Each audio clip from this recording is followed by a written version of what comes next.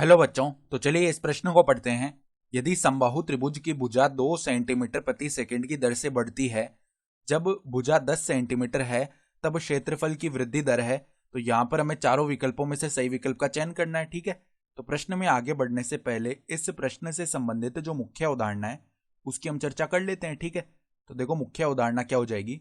हम जानते हैं कि समबाहु त्रिभुज का जो क्षेत्रफल है उसका सूत्र क्या होता है। देखो, समबाहु त्रिभुज का क्षेत्रफल,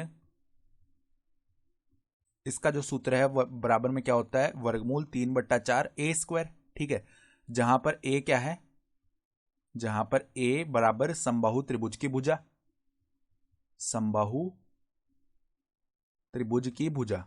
और हम जानते हैं कि समबाहु त्रिभुज में तीनों भुजाएं बराबर होती हैं। ठीक है, तो यहां पर ए हो जाएगी तीनों भुजाएं। ठीक है, तो यहां पर यह सूत्र आता है समबाहु त्रिभुज के क्षेत्रफल का।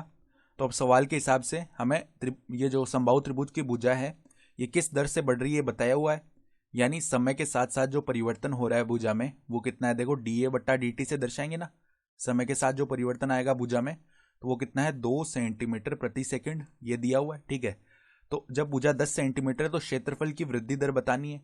तो क्षेत्रफल को एक बार अगर हम बड़ा ए लिखें तो उसको हम क्या लिख सकते हैं, वर्गमूल 3/4 ए स्क्वायर। अब हमें क्षेत्रफल में वृद्धि दर बतानी है, तो दोनों तरफ अगर हम टी के सापेक्ष अवकलन कर ले हुए, ठीक है, तो यहाँ पे देखो dA/dt बनेगा और बराबर में देखो यहाँ पे टी के सापेक्ष अवकलन किया तो वर्गमूल 3/4 तो अवकलन से बाहर आ गया क्योंकि अचर पद है।